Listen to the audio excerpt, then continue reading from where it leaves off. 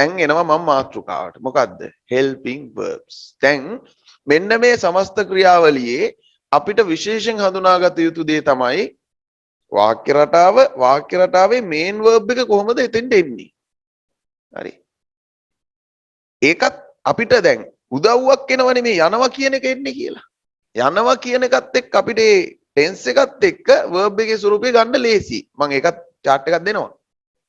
එහෙනම් ඔය අදහසේ වචනයක් විදිහට නැත්තේ මොකද්ද? මේ අදහසේ වචන විදිහට නැති මොනවද අතන අපි එකතු කරේ? will එකයි to එකයි. will එකයි to එකයි අපේ හැඟීමේ වචන තුල නැහැ. හැඟීම තුල තියෙනවා. අනාගත හැඟීම තියෙනවා. යන්නේ කොහෙටද කියනට ඒ ගතිය තියෙනවා. හරි. කොළඹ කියන එකේ දැන් අපි මෙහෙමනේ කියන්නේ. මම හෙට යනවා කොළඹට කියන්නෙත් නෑ. මං හෙට යනවා කොළඹ. ට එකක් නෑ එතන. හරිද? හැබැයි ඔය කියන්නේ ඒක තමයි. වචනවල නෑනේ.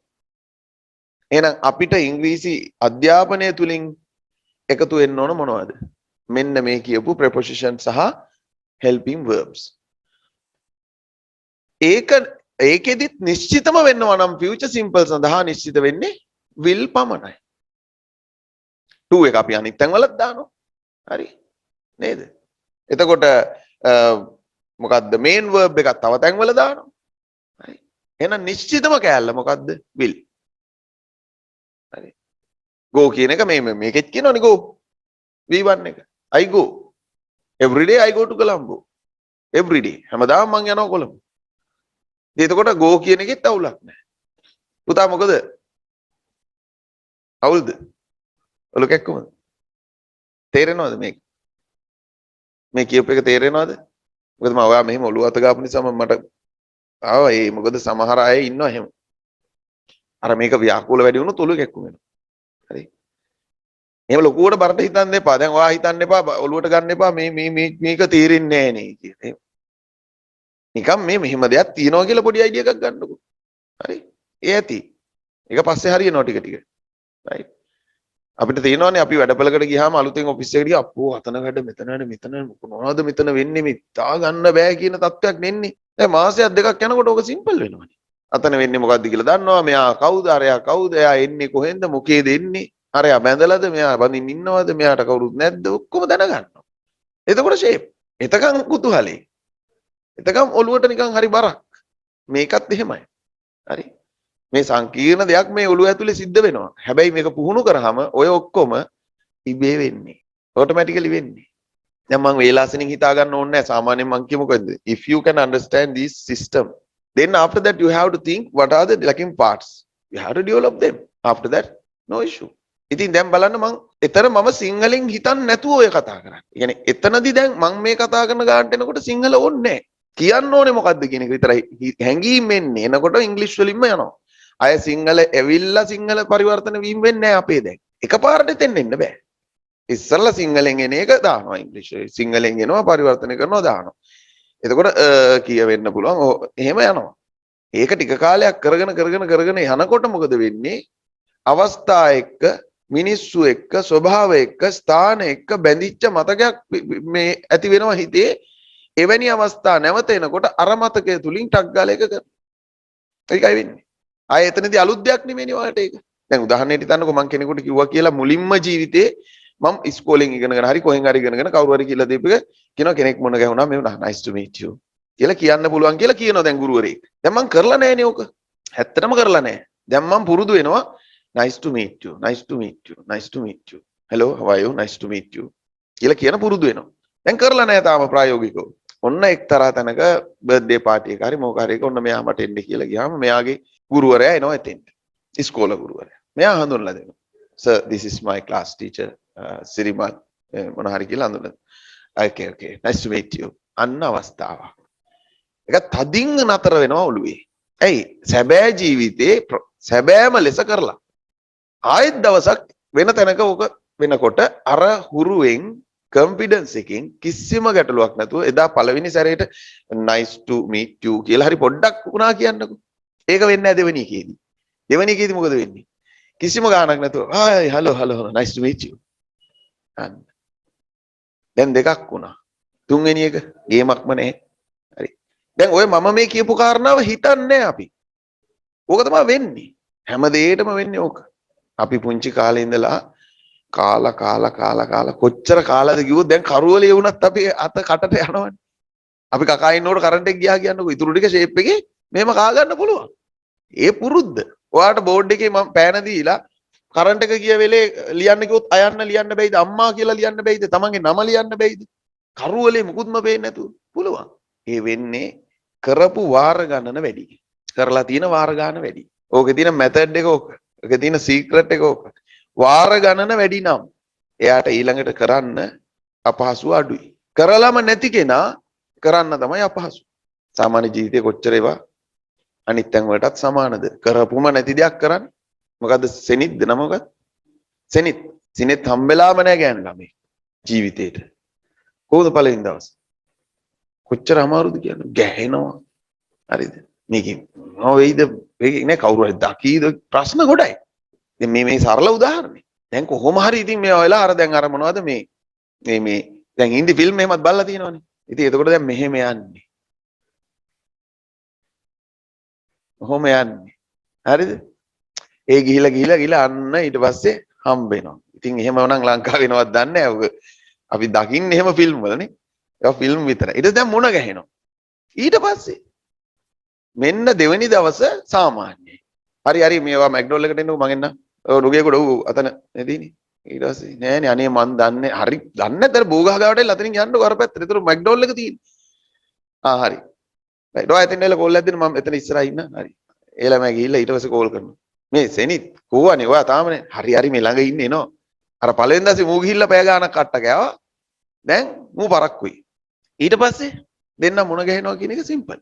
වාර දෙකක් තුනක් වුණා කියන්නේ ඒක සිම්පල් වෙනවා. ඉතින් ඕකම තමයි හැමදේම. බයිසිකලේ මට මතකයි මමත් බයිසිකලේ පදිද්දි මුලින්ම අර යටින් කකුල දාලා පැදලා වැටිලා කකුදානිස් පොල් කටු කැඩිලා තුවාල වෙලා ඕන තරම්. තුවාල වෙලා තියෙද්දි දනිස්ස අය වැටිලා එතනම තුවාල වෙනවා. එහෙම වුණා. ඊට පස්සේ බයිසිකලයක් ගත්තාම මෙන්න නිකන් අපි පදින්නේ නැහැ වගේ නිකන්. ඉතින් මෝටර් සයිකල් වාහන ඔක්කොම එහෙමනේ.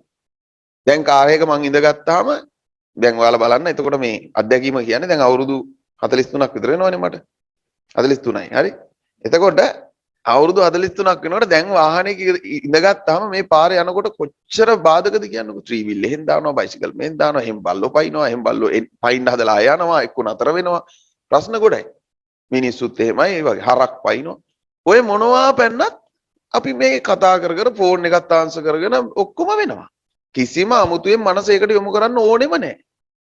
ඒක ඉබේ වෙනවා. මොලේ මොකද වෙන්නේ ළමයි? අපේ ශරීරයේ කොටස් එක්ක බැඳිලා අපේ ශරීරයේ යම් කිසි කොටසක් එකම දේ කරනවා කියන්නකෝ. ඒ කරන එකේ හුරුව මොලේ අල්ල ගන්නවා. මොලේ විසින් එතකොට අපි හිතුවේ නැතුව උනත් අර කොටස ක්‍රියාත්මක කරනවා. අපි හිතන්න ඕනේ ඉබේ වෙන්නේ. කවුරු හරි කෙනෙක් මෙහෙන් එනකොට අඳුරන කෙනෙක් කියලා ටක් ගාලා අඳුනගෙන හෝන් එක වදිනවා. හැබැයි මේ ඇතුලේ කෙනත් එක්ක කතාවේ මං යන්නේ. ඒතර මගේ හිත වැඩ කරන්නේ ඒත් එක්ක. මොලේ දර්ශනය තුලින්, ශබ්දය තුලින් එයා හඳුනගෙන ඒත් සාපේක්ෂව ශාරීරික කොටස ක්‍රියාත්මක කරනවා. දැන් ඔයාලට මම උගන්වගෙන ඉන්නකොට මෙහෙම මැස් එකක් ආව මෙහෙම වෙන්නේ නැද්ද? ඒතර මොකද්ද මෙතනින් අපි දැනගන්න තියෙන්නේ? හුරු කිරීම වැඩිපුර කරපු තරමට ඒකේ භාවිතයේදී කොන්ෆිඩන්ස් වැඩි. හරි. good morning කියලා ඔයාලා කවදාවත් පැකිලෙන්නේ නැහැ නේ කියන්නේ. good morning කියනවනේ. ඇයි කියලා හුරු වෙලා. එහෙනම් ඒ විදිහට මේ අනිකුත් අදහසුත් ඕගොල්ලෝ කියන්න ඕනේ. මම දෙන ස්පීච් එක කී සැරයක් කිව්වත් වැඩි වෙන්නේ නැහැ. මට ස්පීච් එක එව්වට පස්සෙත් කියන්න. නැවත ස්පීච් එකක් හම්බෙනකම්ම කියන්න. බස් එකේ යනකොට හිතන්න. ඒකම හිතන්න. හරි. ඉංග්‍රීසි පුහුණු වෙනවා කියන්නේ ඒකයි. මේ දෙන එක විතරක් පුරුදු වෙලා මෙහෙට එවනවා කියන එක නෙමෙයි. ටාගට් නෙමෙයි. මේක ඔයා කරන්න ඕන කොයි වෙලේ. ඒකෙන් තමයි මේක හැදෙන්නේ. එහෙනම් හරි. දැන් අපි එහෙනම් අද පාඩමේ ඔයාලා දන්නවා මෙන්න මේ will කියන එක මෙතන ප්‍රධාන වුණා. එහෙමනම් මේ tenses 12ම මතක් වෙනකොට ටක් ගාලා helping verb එක එන විදිහට තිබ්බොත් හරි නේද වැඩි? helping verb එක එහෙම අපිට මතක් වෙනවා present perfect කියලා. කියන්න helping verbs present perfect. ඔන්න ටිකක් හිතන්න. ඔව් have has. හරි. ඔයා කිව්වොත් past perfect ටක් ගාලා එනවද? past continuous පුතා. එන්නේ නැද්ද? was. හරි. ඔය මැද ඉන්න පුතා කියන්න බලන්න. future continuous එන්නේ. ඔයා කියන්නේ future perfect continuous. future perfect continuous. හරි. ඔන්න ඔතන තමයි දැන් තියෙන ප්‍රශ්නේ. tense එක මොකක්ද කියලා අදහසෙන් හඳුනාගත්තට ඒකේ වාක්‍ය හදන පිළිවෙලට ගැලපෙන්න ඕන දෙයක් main verb එකයි helping verb එකයි. අනිත් ගොල්ලෝ සමානයි. හරි. ඒක තමයි දැන් ටක් ගාලා එන්න ඕනේ. හරි. ඒ chart දෙක පුරුදු වෙන්න. එහෙනම් අංක 1 helping verbs chart එක. හොඳයි. මම මේක මැකුවා. right. දැන් බලමු.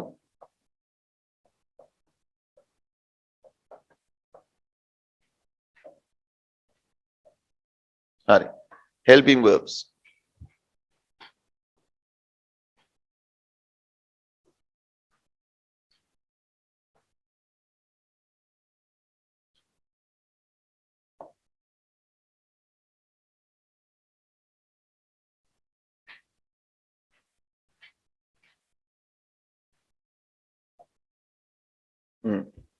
හරි.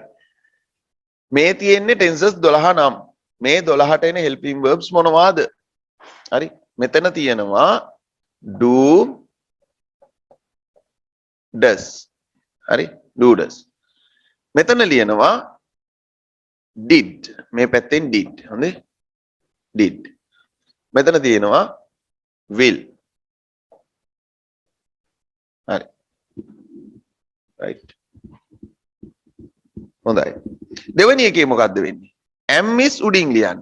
am is උඩින් ලිව්වා යටින් are ලිව්වා. හරි. am is are. right. ඊට පස්සේ මෙතන උඩින් have මේක simple capital කොහොම ලිව්වත් අපි ලියන වෙලාව වෙනකොට ඒක අදාළ විදිහට හදා ගන්න හොඳේ.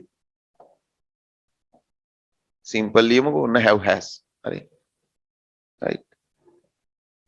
ඊට පස්සේ මෙතන have been has been. have been has been.